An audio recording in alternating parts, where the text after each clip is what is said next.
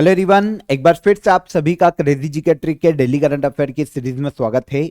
आज के सेशन में हम 5 दिसंबर के सभी करंट अफेयर को एक एक करके डिटेल में समझेंगे। आप सभी को मैं इन्फॉर्म कर दूं कि क्रेजी जीके ट्रिक की वेबसाइट पर और एप्लीकेशन पर आपको डेली करंट अफेयर का मॉक टेस्ट भी अवेलेबल होता है। फ्री ऑफ कॉस्ट आपके लिए टेस्ट है, तो उस टेस्ट को भी आप रोज लगाइए, अपनी परफॉर्मेंस को वहां पर चेक कीजिए और पूरे डेटा को वहां से आप कलेक्ट कीजिए। फ्री ऑफ कॉस्ट आपके लिए मॉक टेस्ट है। विजिट कीजिए क्रेजी जीके ट्रिक की वेबसाइट पर या फिर क्रेजी जीके ट्रिक की एप्लीकेशन पर भी आपको मॉक टेस्ट मिल जाएंगे। तो 5 दिसंबर के सभी करंट अफेयर हम डिटेल में एक एक करके ध्यान से डिस्कस करेंगे, इसलिए सेशन को एंड तक देखिए। पीडीएफ आपको एप्लीकेशन पर ही मिलेगी डेली करंट अफेयर की, फ्री ऑफ कॉस्ट, तो वहां से आप इसे कलेक्ट कर लीजिए। सबसे पहला करंट अफेयर 5 दिसंबर के करंट अफेयर का सबसे पहला important question, national tiger conservation authority ने किस राज्य के माधव नेशनल पार्क को टाइगर रिजर्व के रूप में नामित करने को मंजूरी प्रदान की? तो देखिए, नेशनल टाइगर कंजर्वेशन अथॉरिटी इसने हाल ही में टाइगर रिजर्व के रूप में नामित करने को मंजूरी दी है माधव नेशनल पार्क को। यह नेशनल पार्क देखने को मिलता है मध्य प्रदेश राज्य में। मध्य प्रदेश के शिवपुरी जिले में माधव नेशनल पार्क स्थित है, एमपी के उत्तरी क्षेत्र में। आपको कल के सेशन में मैंने रातापानी टाइगर रिजर्व के बारे में बताया था। रातापानी टाइगर रिजर्व जो कि देश का 57वां टाइगर रिजर्व है, वो भी मध्य प्रदेश राज्य में ही स्थित है। मध्य प्रदेश के रायसेन में एमपी का 8वां टाइगर रिजर्व है रातापानी। अब नवा टाइगर रिजर्व बनेगा माधव नेशनल पार्क, मध्य प्रदेश के शिवपुरी जिले में स्थित है। ठीक है, शिवपुरी जिले में माधव नेशनल पार्क को टाइगर रिजर्व के रूप में नामित करने को हाल ही में मंजूरी प्रदान की गई है नेशनल टाइगर कंजर्वेशन अथॉरिटी के द्वारा। माधव नेशनल पार्क का ये जो टाइगर रिजर्व का एरिया है वो 1751 स्क्वायर किलोमीटर का होने वाला है। इसमें से 300 स्क्वायर किलोमीटर का जो क्षेत्र है वो मुख्य क्षेत्र के रूप में शामिल किया जाएगा। देखिए, माधव नेशनल पार्क एमपी के शिवपुरी में है। अगर हम लोकेशन देखें तो एमपी के उत्तर में यहां पर देखने को मिलेगा Madhav national park. George castle का किला माधव नेशनल पार्क में बहुत ही एक ऐतिहासिक किला है, जो कि कभी मुगल एम्पायर और ग्वालियर के महाराजाओं के शिकारगाह के रूप में भी यूज किया जाता था। वैसे पूरा नेशनल पार्क कभी ग्वालियर के राजाओं का शिकारगाह था, मतलब ये जो माधव नेशनल पार्क के शिकारगाह के रूप में यूज किया जाता था। और यहीं पर जॉर्ज कैसल का किला भी स्थित है। 1958 में नेशनल पार्क का दर्जा दिया गया था माधव नेशनल पार्क को। ठीक है, तो याद रखिएगा, एक सहरिया जनजाति है मध्य प्रदेश में जो कि माधव नेशनल पार्क में देखने को मिल जाती है। आगे आएंगे। हाल ही में यूनेस्को ने भारत के किस राज्य को भारत में हेरिटेज टूरिज्म के लिए शीर्ष डेस्टिनेशन घोषित किया है? तो हेरिटेज टूरिज्म के लिए टॉप डेस्टिनेशन के रूप में घोषित किया है यूनेस्को ने पश्चिम बंगाल राज्य को। आंसर ए हो जाएगा, पश्चिम बंगाल राज्य को। मतलब हेरिटेज साइट्स के टूरिज्म को बढ़ावा देने के लिए सबसे अच्छा काम किया है और टॉप डेस्टिनेशन के रूप में उपलब्धि हासिल करने में पश्चिम बंगाल ने बहुत ही मेहनत की है। तो यूनेस्को ने भारत के पश्चिम बंगाल राज्य को हेरिटेज टूरिज्म के लिए टॉप डेस्टिनेशन के रूप में घोषित किया है। किसने घोषित किया है? तो यूनेस्को ने।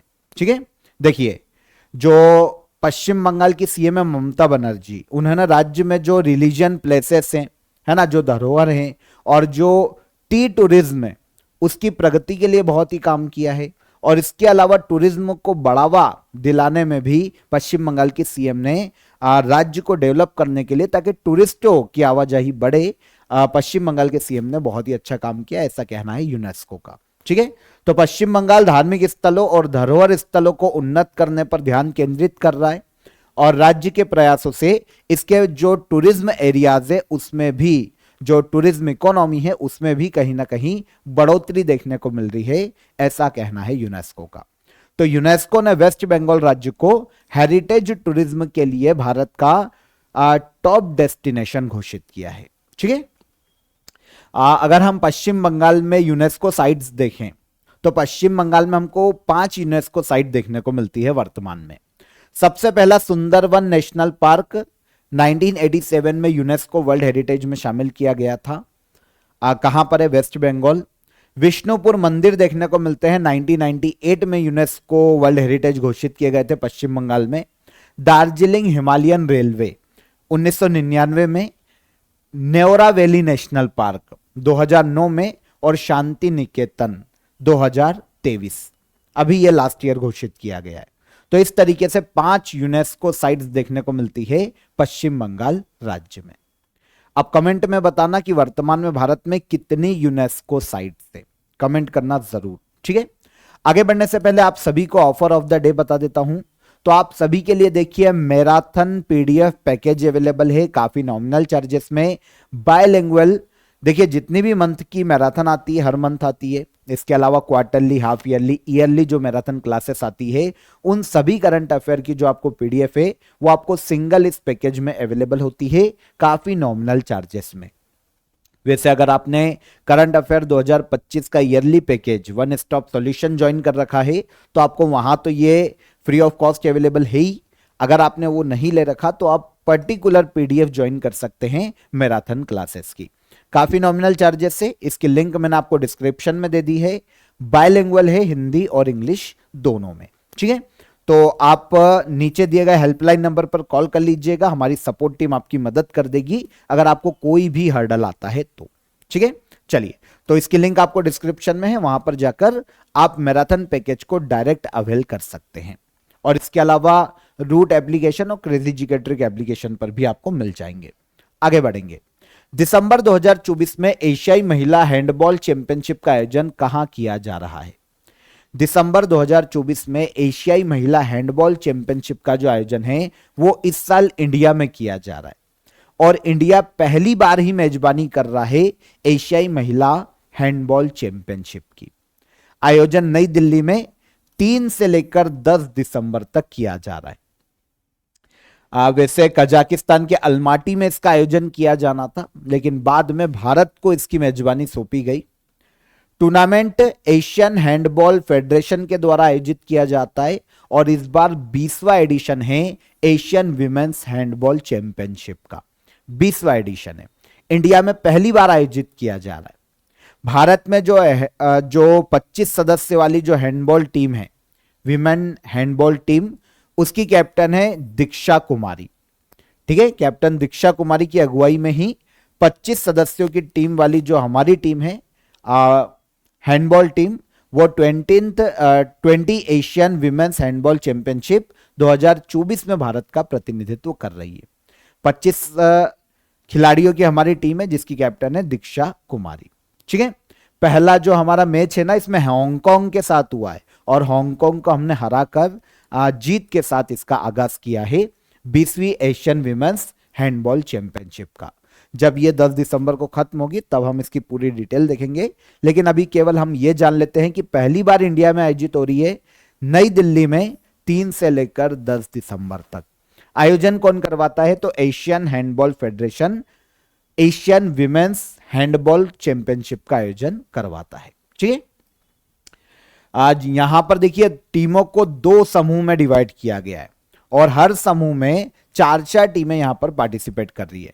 लेकिन जो सेमीफाइनल में 2-2 टीमें जाएगी ना, वो 4 शीर्ष टीमें जो सेमीफाइनल तक पहुंचती है वो 2025 के वर्ल्ड विमेंस हैंडबॉल चैंपियनशिप के लिए क्वालिफाई करेगी यहां से, ठीक है। अगर जो बाहर हो गई वो तो गई, वो यहां पर पार्टिसिपेट करने नहीं जा पाएगी, लेकिन टॉप जो 4 टीमें रहेगी जिनके बीच में सेमीफाइनल खेला जाएगा वो 2025 में वर्ल्ड विमेंस हैंडबॉल चैंपियनशिप में पार्टिसिपेट करेगी, क्वालिफाई कर जाएगी।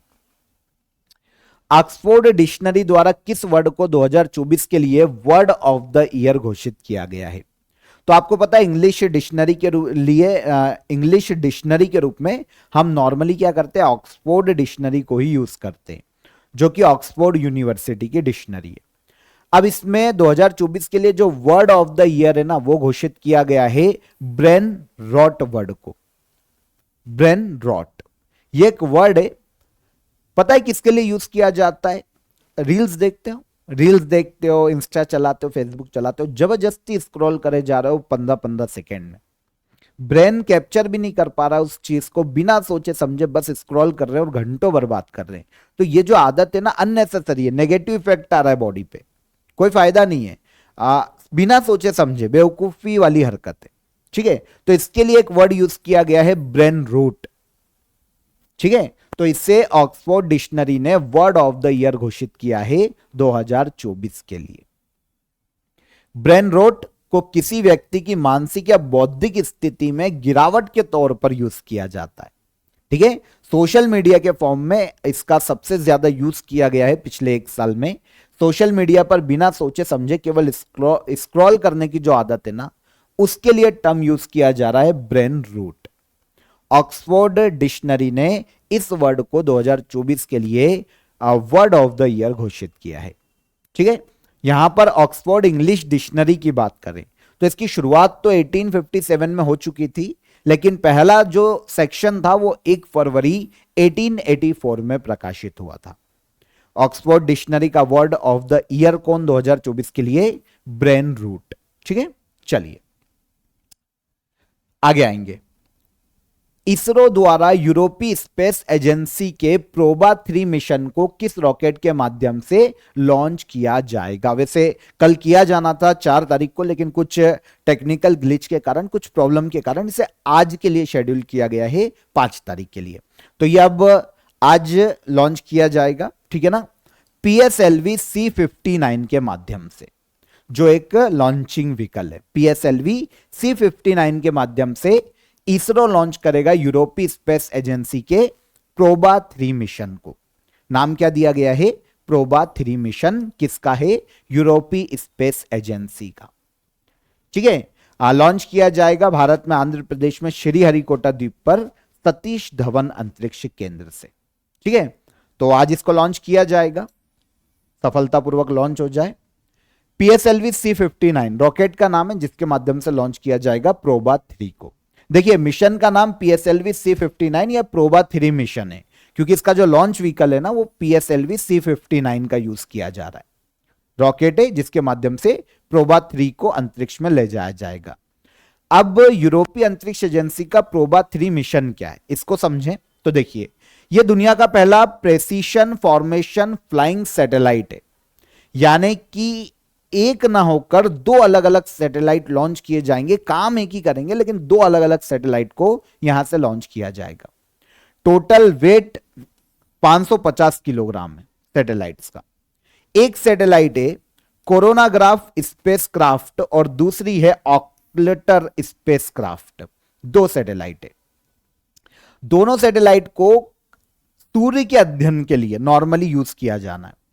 सूर्य के जो आसपास का जो कोरोना क्षेत्र होता है, जो कोरोना है सूर्य का, वहां पर इन्हें उसकी निगरानी के लिए नॉर्मली इसे स्थापित किया जाएगा अंतरिक्ष में।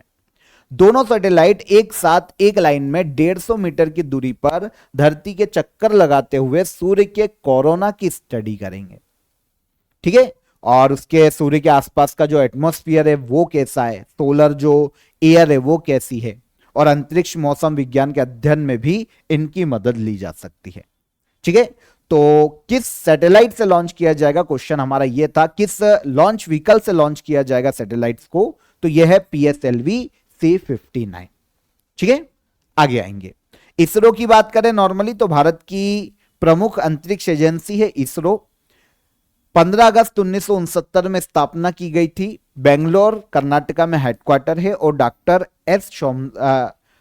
एस सोमनाथ वर्तमान में इसरो के अध्यक्ष के पद पर हैं। ठीक है, PSLV व्हीकल के बारे में आपको पता होना चाहिए कि एक लॉन्च व्हीकल है ना। अंतरिक्ष में सैटेलाइट्स और अन्य पेलोड्स को ले जाने के लिए हम लॉन्च व्हीकल के रूप में PSLV और GSLV का यूज करते हैं। सबसे पहली बार सफल उड़ान जो कि PSLV की देखने को मिली थी 1994 में, और जो मौजूदा PSLV C59 है इसका कुल वजन अब 320 टन की कैपेसिटी को उठा मतलब जो वजन ये उठा सकता है 320 टन की कैपेसिटी है इसकी वजन उठाने की। ठीक है, तो धीरे धीरे इंप्रूव किया जा रहा है PSLV को भी, जो कि भारत का लॉन्च व्हीकल है। आगे आएंगे। भारत सरकार द्वारा एविएशन टरबाइन फ्यूल कच्चे तेल, पेट्रोल और डीजल पर किस टैक्स को वापस लेने का फैसला किया गया है? तो एविएशन टरबाइन फ्यूल, कच्चा तेल, पेट्रोल और डीजल एक्सपोर्ट पर एक टैक्स लगता है, विंडफॉल टैक्स।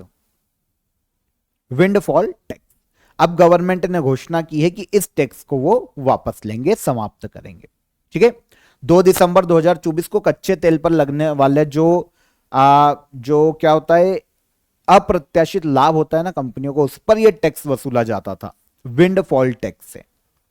अब फाइनेंस मिनिस्ट्री ने घोषणा की है कि भैया अब यह लागू नहीं होगा निर्यात पर, पेट्रोल डीजल ऐसे प्रोडक्ट के निर्यात पर अब विंडफॉल टैक्स नहीं लिया जाएगा। लिया क्यों जाता था? देखिए, उद्योगों पर लगाया जाने वाला एक टैक्स है जो कि पेट्रोल डीजल है ना, इन उद्योगों पर लगाया जाता था जो इसका एक्सपोर्ट करते थे। क्या होता है, उद्योग को अलग अलग वैश्विक और भू राजनीतिक घटना के कारण जो ग्लोबली या फिर जियोपॉलिटिकल इवेंट्स होते हैं, जैसे रशिया यूक्रेन वॉर हो गया, इजराइल फिलिस्तीन वॉर हो गया, तो इस कंडीशन में क्या होता था कि अनलिमिटेड प्रॉफिट होने लगता था, क्योंकि वैश्विक तेल की डिमांड बढ़ रही है, अनाप शनाप बढ़ गई। अब कहीं पर दो देश लड़ा गए तो भाई ऑब्वियस सी बात है, पेट्रोल जो उत्पादित करता है वही देश युद्ध में, अब पूरे वर्ल्ड में सप्लाई नहीं होगी। ऐसी कंडीशन में जो हमारी कंपनीज है वो क्या कर रही है, एक्सपोर्ट कर रही है पेट्रोल और डीजल का। अब उनको अनलिमिटेड लाभ हो रहा है क्योंकि वर्ल्ड में तेल की डिमांड बढ़ रही है तो उसका रेट बढ़ रहा है। अभी ये जो अनलिमिटेड प्रॉफिट होता है ना, तो भाई उद्योग नियंत्रण से बाहर हो जाते हैं इससे। तो इन पर जो टैक्स गवर्नमेंट लगाती थी वो विंडफॉल टैक्स है। ठीक है, लेकिन अब गवर्नमेंट इनको खत्म कर रही है, टैक्स को अभी बंद करने की गवर्नमेंट ने घोषणा की है कि वो विंडफॉल टैक्स को खत्म करेगी। उबर कंपनी द्वारा भारत की किस झील में अपनी पहली जल परिवहन सेवा शुरू की गई है? तो उबर कंपनी ने भारत में एशिया की पहली, ठीक है, एशिया की उसकी पहली वाटर ट्रांसपोर्ट सर्विस जो है इसे शुरू किया है डल झील में, जम्मू कश्मीर राज्य में, उबर कंपनी के द्वारा। ठीक है ना, कुछ जो डल झील में जो शिकारे चलते हैं ना, उनको यहां पर उबर कंपनी ने, जैसे आपने रेपिडो वगैरह कभी बुक किया हो तो वैसा ही है, उबर कंपनी ने इनको हायर किया है। अब डायरेक्ट एप्लीकेशन के माध्यम से बुकिंग करवाई जा सकती है डल झील में यात्रा के लिए या फिर शिकारा यूज करने के लिए। जो भी आप पर्यटन पे जाते हैं तो घूमते हैं ना डल झील में शिकारों से, तो उसके लिए पहले से ही बुकिंग करवाई जा सकती है। राइड हेलिंग एक ऐप है, इसके माध्यम से पहले से ही बुक करवा लो और भयंकर आनंद लो।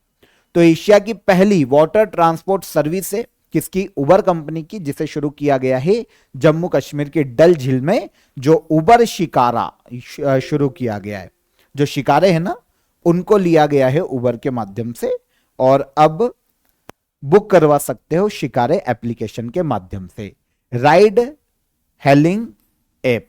ठीक है, चलिए, अंतर्राष्ट्रीय दिव्यांग दिवस कब मनाया जाता है? तो international day of person with disability, इसे दिव्यांग डे या फिर विकलांग दिवस के रूप में भी जाना जाता है। इंडिया में हम दिव्यांग वर्ड का यूज करने लगे हैं, इंटरनेशनल अंतर्राष्ट्रीय दिव्यांग दिवस, और इंटरनेशनली अंतर्राष्ट्रीय विकलांग दिवस के रूप में भी इसे जाना जाता है। यह ऑब्जर्व किया जाता है 3 दिसंबर को। कब? 3 दिसंबर, अंतर्राष्ट्रीय दिव्यांग दिवस। ठीक है, international day of person with disability अथवा अंतर्राष्ट्रीय विकलांग दिवस हर साल 3 दिसंबर को मनाया जाता है। सबसे पहली बार यूनाइटेड नेशन जनरल असेंबली के द्वारा 1992 में इस डे को मनाए जाने की शुरुआत की गई थी।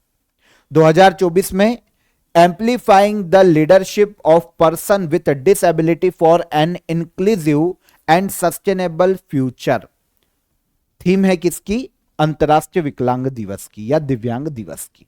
ठीक है, हिंदी में पढ़े, वैसे इंग्लिश में ही आती है नॉर्मली थीम अगर कभी पूछी जाती है। समावेशी और टिकाऊ भविष्य के लिए विकलांग व्यक्ति के नेतृत्व को बढ़ावा देना, यह थीम है। इंग्लिश में भी मैंने आपको बता दी, ध्यान से पॉज करके देख लेना। कब मनाया जाता है अंतर्राष्ट्रीय विकलांग दिवस या दिव्यांग दिवस? तो यह मनाया जाता है 3 दिसंबर को। ठीक है, उद्देश्य क्या है भाई? समाज एवं विकास के प्रत्येक स्तर पर दिव्यांगों के अधिकारों और उनके कल्याण को बढ़ावा देना, राजनीतिक, सामाजिक, आर्थिक और सांस्कृतिक जीवन के सभी पहलुओं में दिव्यांग व्यक्तियों की स्थिति के बारे में अवेयरनेस फैलाना, लोगों को जागरूक करना। ऑल ओवर दिव्यांग क्या, नॉर्मल जो एक स्टैंडर्ड होता है ह्यूमन बॉडी का, उसके अकॉर्डिंग जिनमें एबिलिटी कम होती है, चाहे वो मानसिक रूप से हो या शारीरिक रूप से, तो वो क्या है, फिर वो दिव्यांग है। ठीक है, शारीरिक रूप से भी एबल कम हो सकते हैं नॉर्मल व्यक्ति की बदौलत, और मानसिक रूप से भी, तो फिर वो दिव्यांग है। तो इनके लिए समाज में अवेयरनेस बढ़ाना, इनके अधिकारों की रक्षा करना अंतर्राष्ट्रीय दिव्यांग दिवस मनाए जाने का मुख्य उद्देश्य 3 दिसंबर को ऑब्जर्व किया जाता है। एक स्टडी है यूएनओ की कि 1.3 बिलियन लोग गंभीर विकलांगता का अनुभव करते हैं पूरे वर्ल्ड में अभी भी, जो कि दुनिया की आबादी का 16% है। मतलब हर 6 में से एक व्यक्ति कहीं ना कहीं डायरेक्ट इनडायरेक्टली दिव्यांग की श्रेणी में आता है। यह है यूएनओ का डेटा। ठीक है, अदर डे की बात करें तो 4 दिसंबर को भारतीय नौसेना दिवस मनाया जाता है। क्यों भाई? 4 दिसंबर को ऑपरेशन ट्राइडेंट चलाया गया था इंडियन नेवी के द्वारा, जब इंडो पाक वॉर चल रहा था। तो 1971 में युद्ध के दौरान कराची पोर्ट पर इंडियन नेवी के द्वारा हमला किया गया था, ऑपरेशन ट्राइडेंट। 4 दिसंबर, इसकी याद में भारतीय नौसेना दिवस मनाया जाता है 4 दिसंबर को। आगे, महाराष्ट्र के मुख्यमंत्री कौन नियुक्त किए गए? तो हाल ही में देखिए महाराष्ट्र और झारखंड में इलेक्शन हुए थे। झारखंड में हेमंत सोरेन झारखंड के सीएम बन गए थे। अब महाराष्ट्र के सीएम बने हैं बीजेपी के Devendra Fadnavis. Answer C, Devendra Fadnavis BJP के हैं, जो कि महाराष्ट्र के हाल ही में नए सीएम अपॉइंट हुए हैं और तीसरी बार ये महाराष्ट्र के सीएम बने हैं। ठीक है, आज 5 तारीख को ये शपथ लेंगे शाम को सीएम पद की, देवेंद्र फडणवीस। इसके पहले 2014 से लेकर 2019 तक महाराष्ट्र के सीएम रहे, और 2019 में जब इलेक्शन हुए थे ना, तो उसके बाद ऑलमोस्ट 2-3 दिन तक, 80 घंटे तक ये एक बार फिर से सीएम बने थे 2019 में, लेकिन फिर इन्होंने पद से इस्तीफा दे दिया था क्योंकि बहुमत नहीं था बीजेपी के पास। और अब एक बार फिर से तीसरी बार महाराष्ट्र के सीएम बने हैं देवेंद्र फडणवीस, जिन्हें सीएम पद की शपथ दिलवाएंगे महाराष्ट्र के गवर्नर सीपी राधाकृष्णन। तो महाराष्ट्र के गवर्नर कौन? सीपी राधाकृष्णन। ठीक है, आपको पता है महाराष्ट्र असेंबली का जो इलेक्शन हुआ था, 288 सीट्स में से सबसे ज्यादा सीट जीती थी बीजेपी ने, 132। दूसरी लार्जेस्ट पार्टी है शिवसेना, जो कि एकनाथ शिंदे वाली है, 57 सीट। और फिर एनसीपी, जो अजित पवार की एनसीपी है, उसने 41 सीटें अपने नाम की थी। और इस तरीके से जो बीजेपी का अलायंस है, महायुति के नाम से महाराष्ट्र में जाना जाता है, उसने 220 से भी ज्यादा सीटें अपने नाम की। तो सीधे से गवर्नमेंट बनती है बीजेपी अलायंस की, और महाराष्ट्र के सीएम बने देवेंद्र फडणवीस। लास्ट क्वेश्चन, नेटुम्बो नंदी नदेतवा किस देश की पहली महिला राष्ट्रपति निर्वाचित की गई है?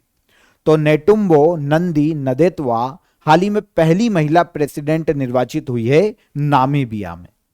नामीबिया एक दक्षिण पश्चिम अफ्रीकी देश है, नामीबिया। इसकी पहली महिला राष्ट्रपति निर्वाचित होकर आई है नेटुम्बो नंदी नदेतवा। अभी तक नेटुम्बो नंदी नदेतवा नामीबिया में वाइस प्रेसिडेंट के पद पर थी, और अब जब प्रेसिडेंट के इलेक्शन हुए ना, तो 57% वोट नंदी नदेतवा ने अपने नाम किए, और अब निर्वाचित हो चुकी है। तो पहली महिला राष्ट्रपति बनेगी नामीबिया की। किस पार्टी से है? तो South West African People's Organisation, जिसे शॉर्ट में स्वापो के नाम से जाना जाता है, इस पार्टी की उम्मीदवार है नेटुम्बो नंदी नदेतवा। नामीबिया की पहली महिला प्रेसिडेंट बनने वाली है। ठीक है, जैसा कि अभी मैंने आपको बताया, नामीबिया दक्षिण पश्चिम अफ्रीकी देश है, और इसकी कैपिटल है विंडहॉक। पहली महिला प्रेसिडेंट कौन? नेटुम्बो नंदी नदेतवा। ठीक है, तो यहां पर 5 दिसंबर के सभी करंट अफेयर हमने डिटेल में डिस्कस किए, एक एक फैक्ट को हमने यहां पर समझने की कोशिश की। आई होप आपको समझ में आए होंगे। अब हम आते हैं लास्ट डे के करंट अफेयर के रिवीजन पर। फटाफट एमसीक्यूज लगाएंगे हम, लास्ट डे के करंट अफेयर का रिवाइज करेंगे। अंतर्राष्ट्रीय समुद्री सम्मेलन 2024 का आयोजन किस स्थान पर किया जाएगा? तो तमिलनाडु के चेन्नई में किया जाएगा। किस राज्य के रातापानी सेंचुरी को टाइगर रिजर्व घोषित किया गया? तो यह देखने को मिलेगा मध्य प्रदेश राज्य में।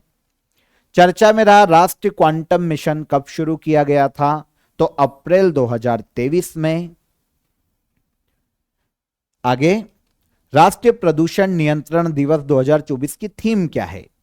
Clean air, green earth, a step toward sustainable living. Answer B, राष्ट्रीय प्रदूषण नियंत्रण दिवस की थीम है। किस राज्य ने 43 जूनियर राष्ट्रीय खो खो चैंपियनशिप 2024 का खिताब जीता? तो यह खिताब अपने नाम किया है महाराष्ट्र ने। संसद के शीतकालीन सत्र के दौरान the banking loss amendment bill को किसने पेश किया? तो निर्मला सीतारमन ने इन्हें पेश किया है। ठीक है। 13वें नेशनल सीड कांग्रेस का आयोजन कहां किया गया? तो इसका आयोजन किया गया बनारस, यूपी। भारत का पहला वर्टिकल लिफ्ट सी ब्रिज किस राज्य में बनाया गया है? तो यह बनाया गया तमिलनाडु राज्य में। ठीक है। किस राज्य में मीगोंग फेस्टिवल 2024 का आयोजन किया गया? तो यह फेस्टिवल आयोजित किया गया मेघालय राज्य में। और लास्ट क्वेश्चन क्या है हमारा? निम्न में से किस भारतीय ने थाईलैंड में आयोजित 2024 एशियाई ई स्पोर्ट्स खेलों में ई फुटबॉल प्रतियोगिता में ब्रॉन्ज मेडल जीता? तो यह है पवन कामपेली। Answer B. तो ये सारे क्वेश्चन लास्ट डे के करंट अफेयर है हमारे, हमने डिटेल में समझे थे, रिवाइज कर लिया। अब क्वेश्चन ऑफ द डे का आंसर लेते हैं, लास्ट सेशन वाला। अकबर के 9 रत्नों में से किसकी हत्या जहांगीर के कहने पर वीर सिंह बुंदेला ने की थी? तो यह है अकबर के 9 रत्नों में अबुल फजल, जिनकी हत्या की थी वीर सिंह बुंदेला ने जहांगीर के कहने पर। वीर सिंह बुंदेला जो कि बुंदेलखंड रीजन के शासक थे, एमपी और यूपी का क्षेत्र है बुंदेलखंड रीजन। किस विटामिन की कमी से रिकेट्स रोग होता है? तो विटामिन डी की कमी से बॉडी में रिकेट्स रोग देखने को मिलता है। समान सिविल संहिता किस आर्टिकल में उल्लेखित है? तो आर्टिकल 44 यूनिफॉर्म सिविल कोड की बात करता है, समान सिविल संहिता की। ये तीनों क्वेश्चन के आंसर हो गए। अब आज के क्वेश्चन ऑफ द डे ध्यान से देखिए। मध्य प्रदेश के किस स्थान को सिटी ऑफ जॉय के नाम से जाना जाता है? एमपी का पर्टिकुलर प्लेस और बहुत ही फेमस है। मोरमुगांव पोर्ट भारत के किस राज्य में स्थित है? और वर्तमान में भारत में कितनी वर्ल्ड हेरिटेज साइट्स हैं? यह तो मैंने आपसे मिड वीडियो में भी पूछा था। तो तीनों क्वेश्चन के आंसर कीजिएगा। सेशन कैसा लगा यह भी बताइए। सेशन पसंद आया हो तो वीडियो को लाइक और शेयर कर दीजिए। चैनल पर पहली बार आए हैं तो चैनल को सब्सक्राइब कर लीजिए। कल फिर मुलाकात करेंगे नेक्स्ट डे के करंट अफेयर में। तब तक अपना ख्याल रखिएगा। जय हिंद, जय भारत।